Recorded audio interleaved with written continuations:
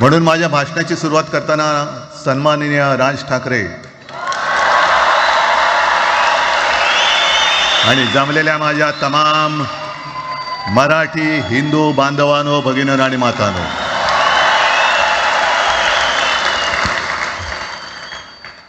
अप्रतिम मांडणी राजनी केलेली आहे.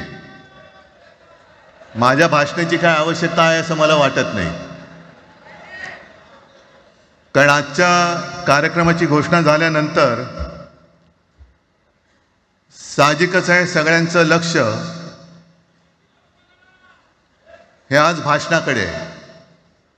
पण वैयक्तिक मला असं वाटतं की आज आमच्या भाषणांपेक्षा आमचं एकत्र दिसणं हे महत्त्वाचं आहे.